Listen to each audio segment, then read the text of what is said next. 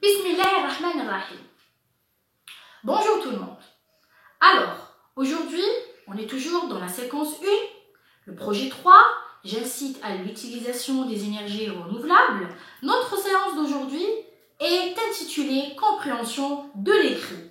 Lorsque je dis une compréhension de l'écrit, je veux dire quoi? En fait, c'est très simple. Je veux dire comprendre un écrit. Notre écrit, ça sera un texte. D'accord? Lorsque vous avez un texte devant vous, vous n'allez pas directement le lire. Vous allez plutôt l'observer pour dégager les éléments périphériques. Là, vous me posez une question. C'est quoi, madame, les éléments périphériques? Tout simplement, les éléments périphériques d'un texte, c'est tout ce qui entoure le texte. Par exemple, le titre, c'est un élément périphérique. Le titre qui est très important, il va nous donner quoi? Il va nous donner une petite idée sur le texte. Par la suite, on a le nombre de paragraphes. C'est-à-dire chaque texte a des paragraphes. Le nombre de paragraphes, c'est un élément aussi périphérique. Et en dernier, on a la source.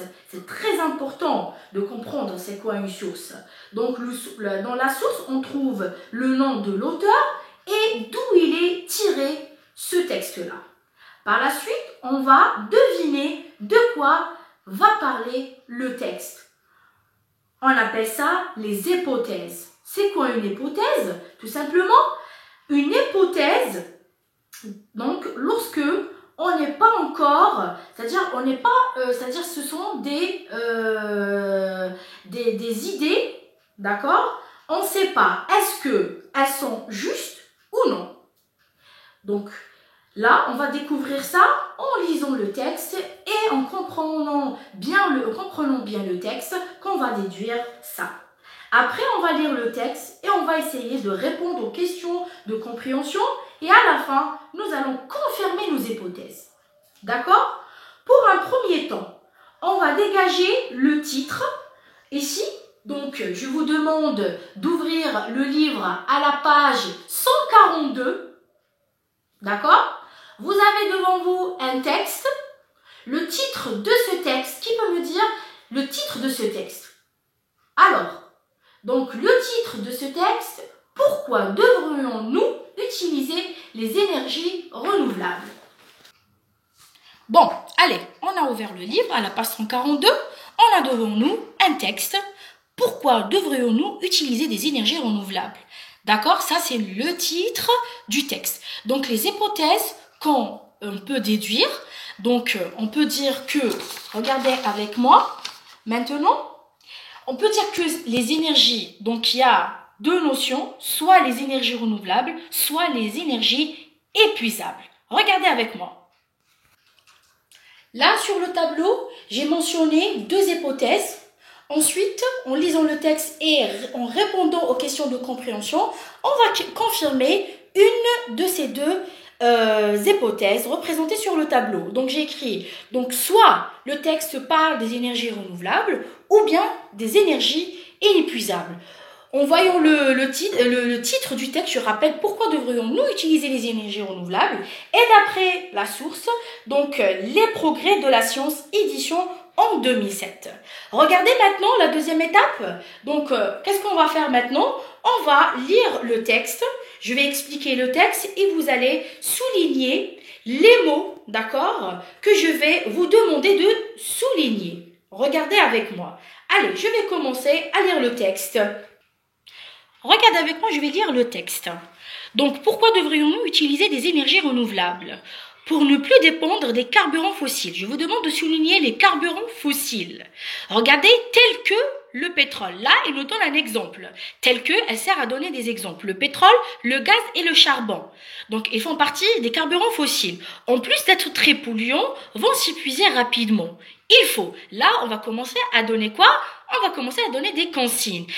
Investir dans l'énergie solaire, technique qui consiste à utiliser l'énergie des rayons des rayonnements solaires, comme on a vu la dernière fois. Installer des fermes éoliennes, qu'on appelle aussi parc éolien, donc une centrale éolienne, cela consiste à regrouper en fait sur un site un grand nombre d'éoliennes. Le site doit impérativement se situer dans un lieu, donc comme j'ai dit la dernière fois, un lieu où le vent ou bien les vents soufflent fortement et régulièrement.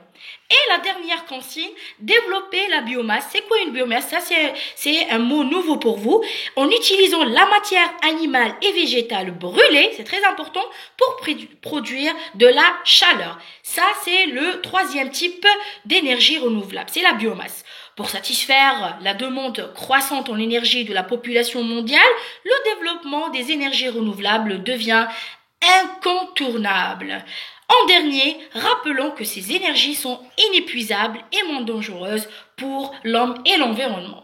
Là, je viens donc de lire le texte et je vais, donc au tableau, je vais vous schématiser. Donc, quels sont les différents types d'énergie renouvelables représentés dans le texte? Suivez avec moi.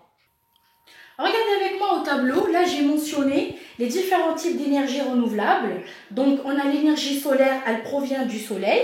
On a l'énergie éolienne, elle provient du vent.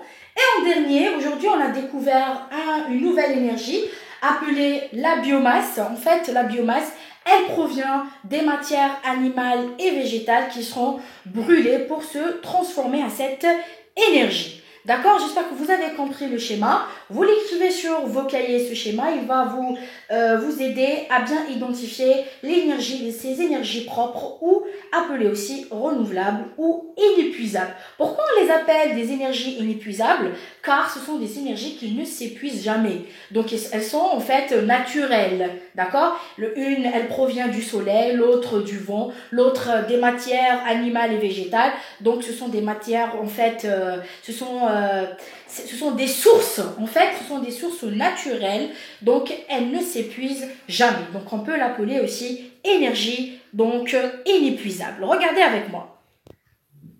Les enfants, je vous demande par la suite d'écrire la règle présentée sur la page 142. Je retiens, les énergies renouvelables sont la solution du futur pour deux raisons. Elles sont inépuisables, je viens de dire ça. Et elles sont moins polluantes que les énergies fossiles.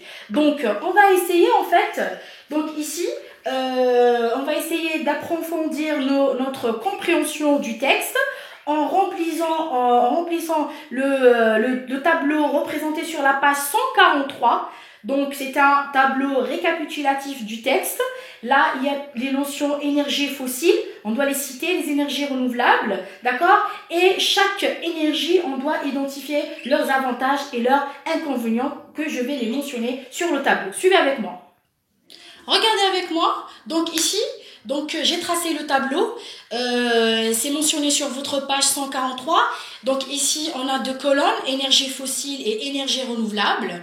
Donc je vous demande, en bien lisant le texte, vous allez me dire c'est quoi les énergies fossiles. Tout simplement, c'est indiqué dans le texte. Ils nous ont dit que les carburants, on les appelle énergies fossiles, ou bien les carburants fossiles, c'est le pétrole et le gaz et le charbon qui en plus d'être très polluants, vont s'épuiser rapidement.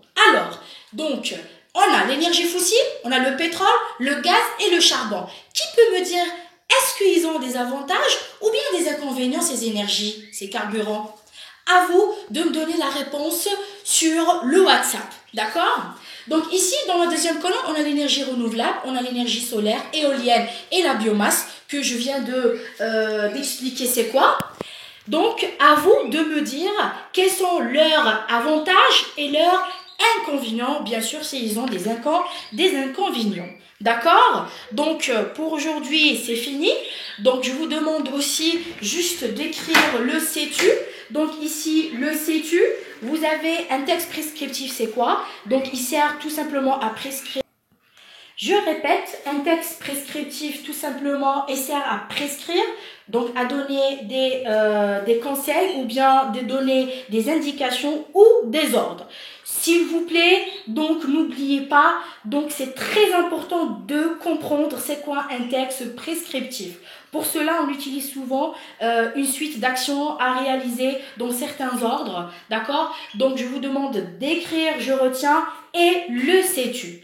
Alors, pour le tableau, je répète, vous le remplissez et je voudrais voir vos réponses sur le WhatsApp, d'accord? Donc, la séance d'aujourd'hui est finie pour le moment. Je vous donne le rendez-vous pour une autre vidéo, Inch'Allah. Et merci.